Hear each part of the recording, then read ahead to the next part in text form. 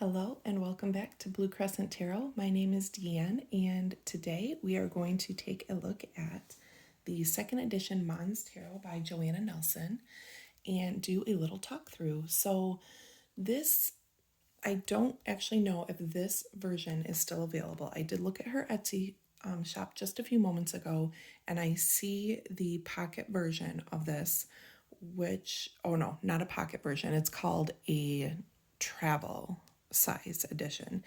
And in reading the comments, it seems that the travel size is pretty close to a standard tarot size, whereas this second edition, the regular size, is more like an oracle card. So let me see, I have a yellow box, if I can reach it. So, I mean, you get the idea. There's our traditional, okay, right there. So this one isn't too much bigger than a standard size, but I mean enough that it's going to make a difference. I would call it like oracle size.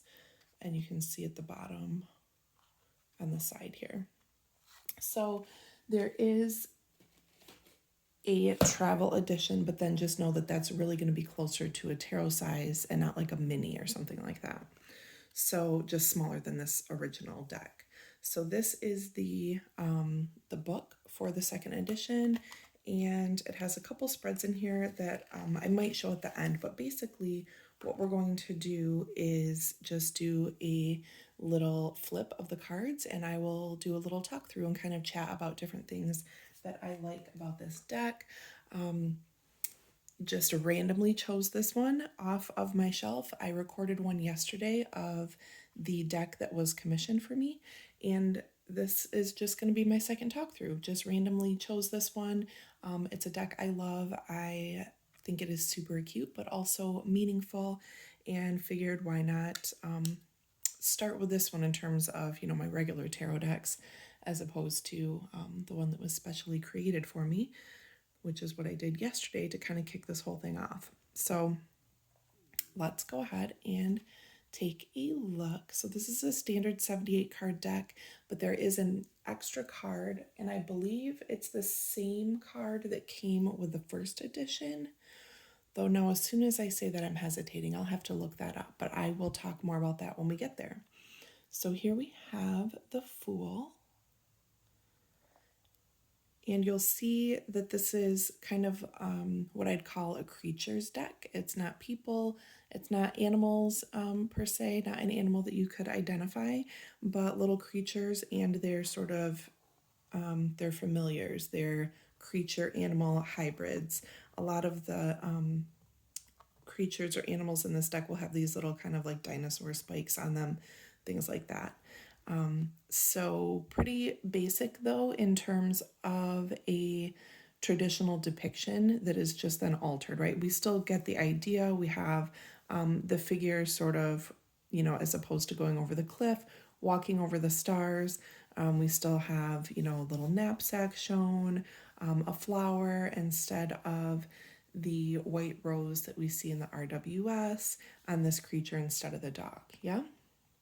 Really beautiful, sort of cosmic-y, atmospheric type design throughout. And these are the backs. They are reversible. Here we have our Magician. Again, just an altered take on the roses and lilies idea here, so you can still bring in that color symbolism, things like that. We have all of the Magician's tools at hand and a scroll here in place of the traditional wand that we see, but still this as above, so below sort of indication here, and the lemniscate over the head. Again, cute little creature to represent the Magician. The High Priestess. We still have the crescent moon. All of these sorts of symbols that we see in the traditional depiction.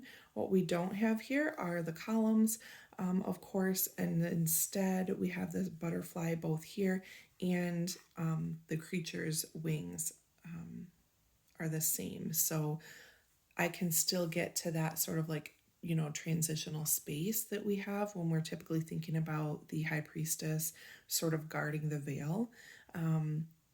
I can get there with this sort of symbolism, this sort of in between space, a transitional thing like a butterfly or moth, whatever this might be. The Empress. This is one of my favorite Empress cards, as opposed to a pregnant Empress, which we sometimes see, or even the the RWS version where she's on the throne. We do still have the star crown here, which is amazing. We have pomegranate wand. So again, we still have some of those traditional symbols coming through, but then a very different depiction, bringing in the ladybugs. I love that she's just seated on the ground. We're really emphasizing that earth connection. And then we have the little bug in the back floating this little boat, which I just can't get over the cuteness. I love it so much. So it brings in a few different types of nurturing and earth connection here. And the Emperor. Really nice take on this. It gives me high priest or hierophant vibes with the two little creatures being here. And I just like how gentle and nice he looks, right? So we have that sense of leadership, but maybe without the perceived harshness that we might typically think when we see the Emperor card. And nicely into the Hierophant, again with these cute little bugs, and again just kind of the gentleness you feel in this sense of leadership, right? And the plant looking like the typical staff, which I'm sure there's a more technical term for that in the Catholic faith, but I'm not familiar. But you know what I mean. Clever how they made this look. Just the same, but this natural version of it. Little candle up here. Maybe thinking about reflection, wisdom, things like that. Really love this. The Lovers, again, pretty traditional idea, but just with a different way of showing it. We have this sort of angelic creature, this winged creature above the two main figures, as we would normally see, and a snake here around the tree sort of looking on. Just this added sort of imagery, but still recognizable. The Chariot. Super love this. We have, again, this sort of, cosmic background where we would normally have the chariot grounded and moving forward. So this is a nice kind of airy interpretation of it. Love the star and moon. Again, still being represented here like we would see in some of the materials on the more traditional chariot card. Instead of black and white sphinxes or horses, we have these creatures here. So we are missing out on that, like we were in the High Priestess, that black and white symbolism that recurs throughout the majors. We don't have that here, but there's enough, I think, absolutely enough to go on. The one thing that we're just missing in black and white are those black and white references that, again, we see throughout the tarot. Strength card. This this seems really motherly to me. I feel like this little creature is like burping out these stars and hearts. So I think it's a really interesting take on it because you can really read into that, that we're integrating those things. Whereas typically we would see the woman with the lion and attempting to sort of integrate those two sides of the self, really, the more compulsive with the more controlled. So we still, again, get that idea here, and we still get that call to integrate these things together, even though they're sort of opposite things.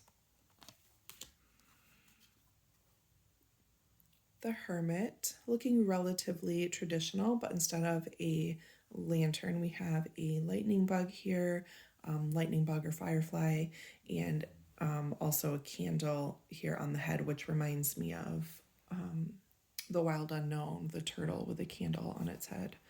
So again, this enlightenment, ascending and aspiring to this sort of like higher knowledge. And I might read a little more into that in this case because of the candle here. Eyes closed, that inner reflection really coming through. The Wheel of Fortune with the 4 creatures around, typically representing those fixed signs, and something like Anubis and the snake coming around. Again, bringing in those traditional ideas just in a different way. Justice. Of course, we have the sword and the scales, little ladybug creature. This little ladybug has what I'm calling like the little dinosaur spikes on it. Perfect and easy to read. We could maybe even say something of the purple used instead of the traditional curtains behind. We still do have that kind of fabric, and we can use color symbolism here like we might in the RWS. The Hanged Monster. Again, super cute. We have a light here as opposed to halo. We have some little bugs and creatures around. The shape of the 4 with the legs, we still very much get the idea of the traditional hanged man, but here we have Hanged Monster. The Death card, our white rose of death represented here. Love that we have the little boat coming down the river, possibly from that Empress card where the little bug let that go, right? It's a nice sort of call to the continuum of life, yeah?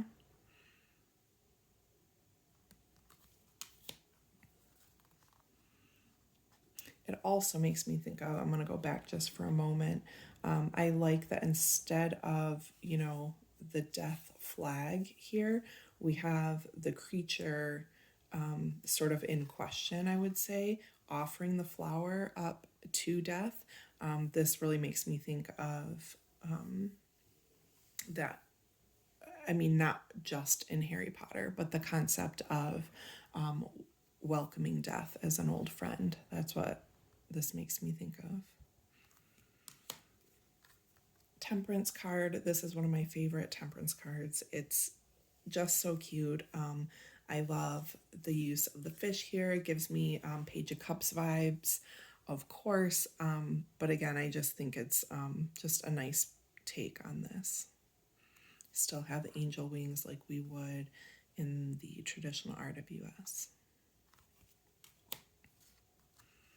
The Devil, we still have our traditionally chained beings here. Similar positioning and expression from the Devil.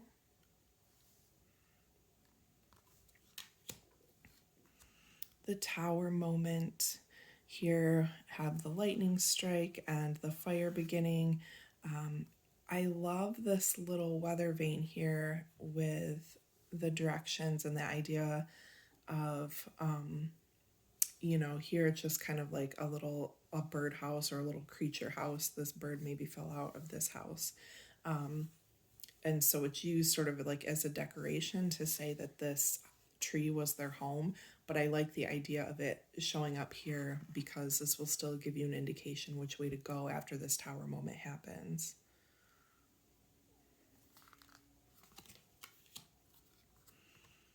The Star. Again, we're completely up in the air here, but we have this idea of a foot on something and a foot off of something. Typically, we would see the woman maybe crouched down in the water, one foot in the water and one on the earth. So again, we still have this balance here of elements. sky and cloud. I mean, they're pretty close to each other in terms of elements, but we still have that idea to call to, yeah. 1 foot on solid ground, even though it's maybe in this case not so solid, but still different than this other foot, right? 1 foot here and one here. And then the balance of the water kind of coming and going, the rain, all of that still working here, whereas typically we'd have the pitcher and the river and everything like that. I'm going to shift around here for a moment. 1, 2, 3, 4, 5, 6, 7, 8. And the traditional 8 stars are present. So all of that signaling hope, positive progression, regeneration, things like that.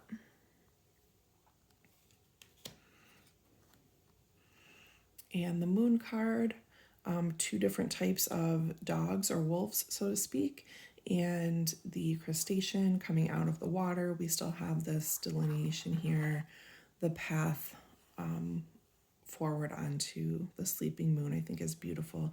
And this little bug is playing a violin. Isn't that just perfect? The sun. Again, we see the little origami hat or boat showing up again here, bringing forth that childlike innocence, that feeling of joy, happy sun card. We have the little life vitality banner here like we would in the traditional depiction, happy little flowers. And it's nice that there are, a few of these little creatures together here enjoying this moment in the sun. Judgment with the cute little buggies reaching out and up. Still have an angelic type winged creature here in the trumpet. The world, we get this very definite sense of completion, little leaves as we would typically have the laurel wreath. So all of that sort of life and growth is still implied here, and just a picture of the actual earth. Wands, magic going on here. Typically we'd have one, as above, so below coming back. But this is a really nice depiction, I think. And last but not least in the majors is the luminary card. She is described as being in that perfect place in between light and dark. In reading the message in the book, I sort of get high priestess vibes from it. Joanna Nelson suggests that when this card comes up, the luminary will show you the way when you have a difficult decision to make, things like that. So it's that idea that you can call on the luminary when you need that sort of extra bit of guidance. Maybe in a reading that you've done, the luminary comes up and sort of points the way to, if sometimes we go through a reading and we still have this, sort of right or left decision making to make on a path. If you're having one of those days where the cards are coming up and they're a bit ambiguous or not really answering the question for you, maybe this luminary comes up and helps you guide the way. I will point out that in the book, the luminary is the first card, so just as a note, maybe you want to conceptualize her as existing before the Fool as opposed to after the World, but that's up to you. I just put her at the end of the majors because that's how I had thought about it before looking at the book. And I've had this, I had it used and shuffled and I put it back in order today, and I put her at the back of the majors, and then I looked at the book and noticed she was at the front. So that's that. Wherever you want to picture her, I guess, is fine. So on to the wands. This is not the order that the book has the cards, but it's the order that I put them back into when I reshuffled, just by the way. So again, a little less fiery color and imagery going on than we might normally have, but we have her here ready to go, thinking and imagining the different possibilities ahead of her. I really like this depiction because it feels airy to me, and I read pages as air, and I treat my aces and pages rather similarly. So I really like this sort of kind of stepping out onto the path feeling I get from this. Let me make a pile here, and you can look at the backs. Two of Wands, very traditional positioning, the world in the hand. Even have a callback to the roses and lilies here. In this case, looks like a daisy, but you get it. The red and white color symbolism, a star, maybe overseeing things and bringing good fortune. Three of Wands, again, very traditional positioning. And we also have the boats here out at sea. Four of Wands, a celebration, a couple little creatures, couple main figures. The four, I love the little diamond type crystals at the top there. Just beautiful. Five of Wands, I really enjoy this because, again, it just has a gentler vibe to it. And sometimes I feel like the Five of Wands, it's maybe not as dramatic as it would seem, right? Or that maybe it's like a play, fight, or practice, or debating, something like that. But this just reminds me that all of that sort of that competition can be carried out in a gentler way than it sometimes is. The Six of Wands with the laurel wreath, still all these sort of victory vibes. We have these bugs here kind of supporting and cheering for this creature.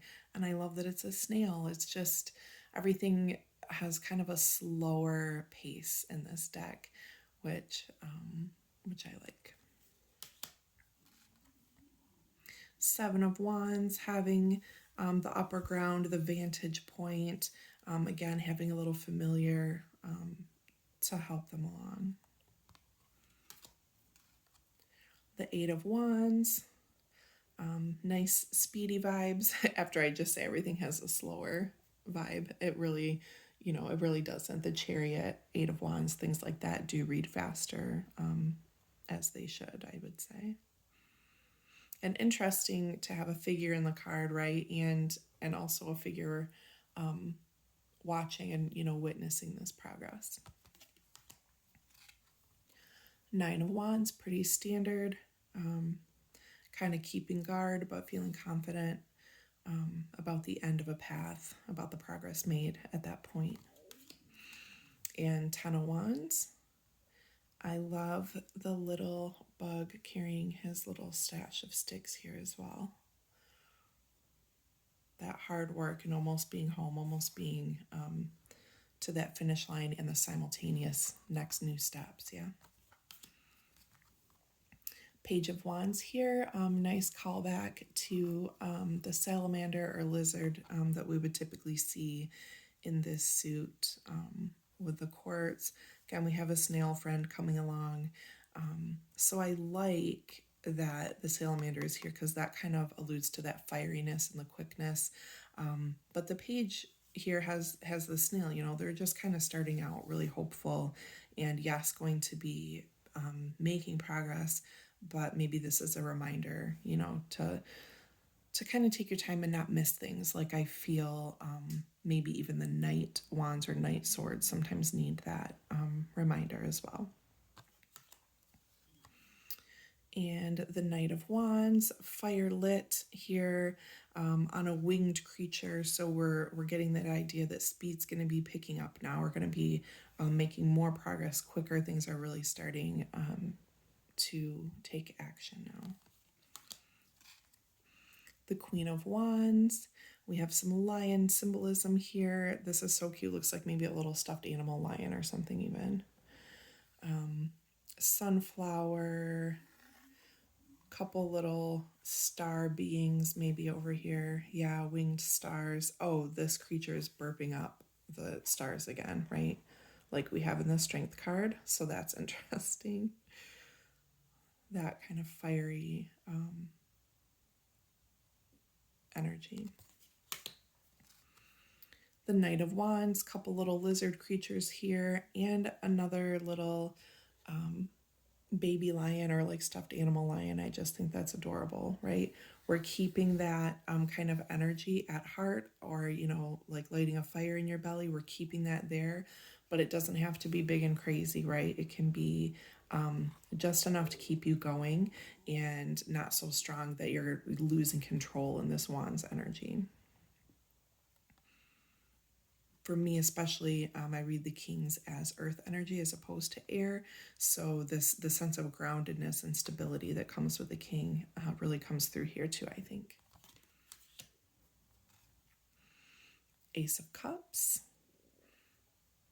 with a little coin ready to go in and make that wish. Emotional overflow, all the potential held here. The Two of Cups. We have the typical, well, maybe not typical, but we have this call to the caduceus here. I love the hearts coming off these little entwined snakes, and pretty typical positioning again for the Two of Cups, and someone overseeing this as well. Really love that. Three of Cups. Looks like just a grand old time, joyful connection with others. Fruit here to maybe symbolize abundance. Really love the connection. Pretty standard Four of Cups idea. Instead of that, the hand of the spirit coming through, we have the tree offering up this cup. But he just seems pretty content with it in this meditative state. Maybe not needing that fourth cup right now.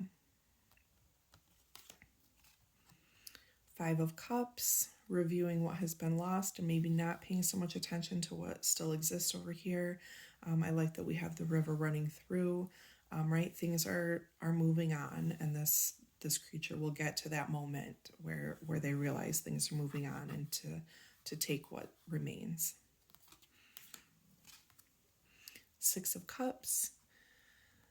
That idea of giving, sharing, generosity happening here. These stars may be calling to the nostalgia bit and about, you know, remembering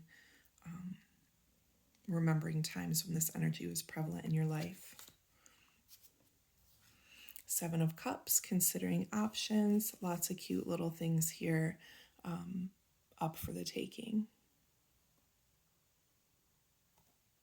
This is so cute. Reminds me of Max when he slept in his little sleep suit. That is adorable. Eight of Cups. The only thing we don't have here is a moon guiding the creature away. The rest of it looks pretty standard. You know, we have these stacked up here. This is about as complete as this path is going to be. It's time for this one to move on. And I just realized that we have this third eye here. And that's really how I would treat the moon symbolism in a traditional deck. So there you have it. The Nine of Cups, looking pretty standard here. Someone pleased, content, and fulfilled, happy to have this fulfillment here.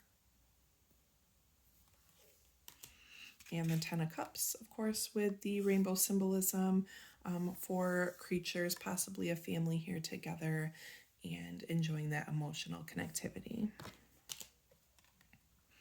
Page of Cups with a little fish creature in the cup. Here we have our little origami boat making its way through. Love the little details, the shell here, things like that that either carry through like from an RWS depiction or are added. Just love all those little details. The Knight of Cups, we have this action, this motion forward happening. We have this little cuddly creature like that, bringing into the idea of this creature's sensitivity and sense of nurturing. And the queen seated on her throne,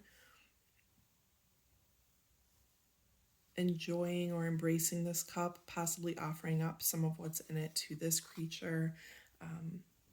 Again, really has that emotional connection and warmth. Love the expressions. And the King of Cups, again, with our little origami sailboat happening here.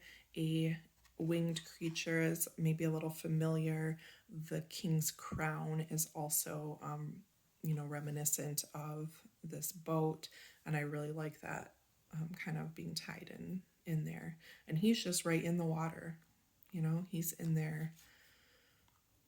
So this is interesting to look at these two together. That king is unshakable. The waves will come and go, but he's ready for those waves to pass by and be essentially unaffected by them. Ace Swords here. Love this. Has the feel like the other aces do in this deck, and I really like that consistency. We're just imagining the potential that will come forth in this suit. Two of Swords, the crescent moon, the water element, the cross swords, and as an added little feature here, we have our boat again. It just feels like a little extra bit of magic. And she has these friends here, waiting and watching and seeing, what decision that she will rightly make. Three of Swords has that typical feeling of the ending of something, perhaps a premature ending of something, the ending of an idea, needing to come up with new ways to communicate, a new idea to inspire you, anything like that. Four of Swords, nice and meditative here, right? We typically would say that for the original depiction, and I love that this person is sort of taking a more active role in the meditation as opposed to not the traditional was really pointing to that word more, maybe like rest and introspection, but I like this bit of a modern take maybe on it. And how cute are the candles? They're showing that swords can be used for other things. The Five, again, we have our little boat out there, remembering that magic. Maybe this feels maybe like a little spirit guide to me. These bugs are kind of thinking, well, I don't really know what just happened. And this one, of course, is ending up with the swords, more than they can even carry. Six of Swords, again, with our little paper boat. This, potentially a family moving forward, moving to calmer waters. We have the waves, and then we have kind of the smooth sailing here. So again, a pretty typical read on that. Seven Swords, leaving the little fair or circus tents, maybe sneaking off with these swords. The Eight, interesting, this creature's tail, her own body is what is holding her back. Totally, binding of her own creation. There's plenty of space to get out here. Nine of Swords, a little creature in pajamas, so and with a little teddy bear, definitely reminiscent of the nightmare card with all of these little flies buzzing around, driving those swords down.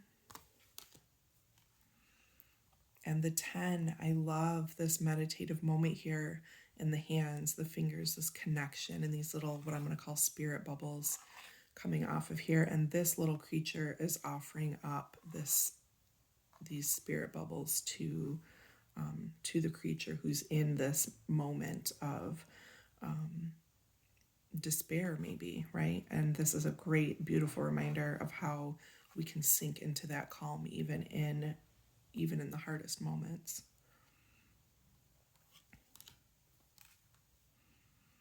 The Swords, again, just the creature standing with the one item that symbolizes the suit, thinking about that potential ahead, first steps out on a path. And like I had said before, again, page and ace is looking pretty similar to one another. The knight on what looks to be a hummingbird here. We have that motion. We know that there's really progress being made. The Queen of Swords, bringing in butterfly references as the traditional deck would do. And she has her own wings, similar to maybe the moth and the moth wings that were shown in the High Priestess card. And the King, also showing those butterflies here, the transformation of making it through that entire sword suit, learning the lessons, bringing on clarity of thought and decisive action. Love the crescent moons here too, thinking about that sense of intuition and that intuitive power that both the Queen and the King of Swords have. Ace Pence, beautiful card. Two of Pentacles, typical representation. We have the boats in the background, so one in the forefront, one further off. Have the figure in the hat. Again, pretty easy read if you are into RWS. The Three of Pence, plans, collaboration, working together, shown very well there. Four of Pence, really traditional positioning and feeling for that card.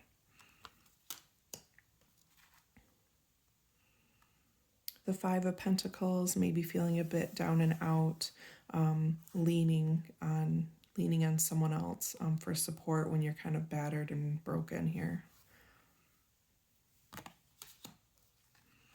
The Six of Pence, we have the scales, again, the sense of giving,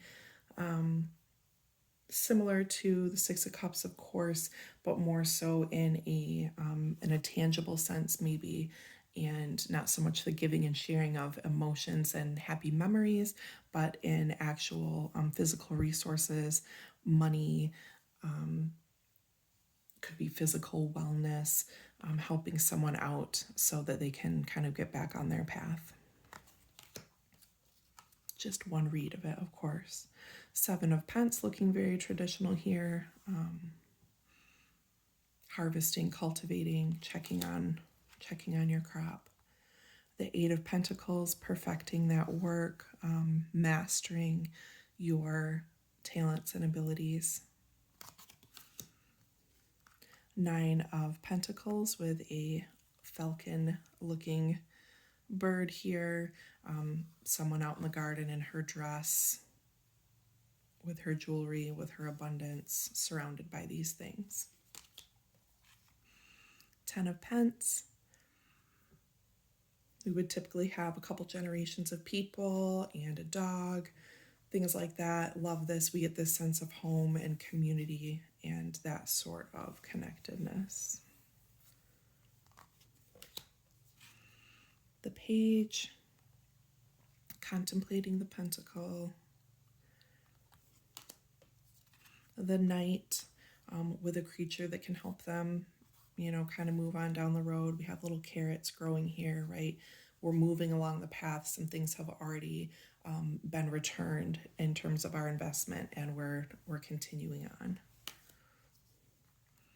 The Queen of Pentacles, super cute with her creatures here.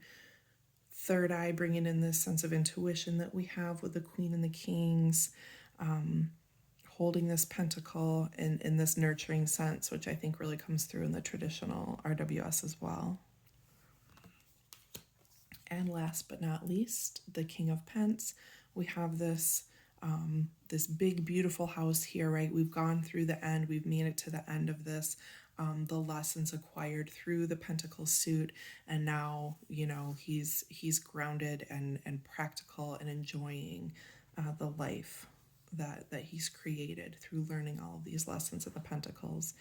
Of course, a little familiar here. We have abundance shown in a few different ways here. again, here especially, this is going to read really well if you read Kings as air, with this eye here, which I believe, represents intuition, the star, the third eye, and another eye, like all of the insight and intuition that this king has is really represented here. So I think that's that for my talk through of the second edition Monstarot. Again, I'm not sure if this traditional size is available right now, but the travel size is definitely available on Joanna Nelson's Etsy shop. Wanted to show you one last thing before we go. There is an artist interpretation and a card meaning given in the book, as well as keywords, by the way. And the spread that is specific to this deck is called Illuminate Your Mind. Position 1, the power within me, my potential to unlock. Position 2, challenges I will face along the way. Position 3, blessings that will help me overcome those challenges. And 4, how to open my mind to even more success in the future. So that's the last little bit of that I will share with you.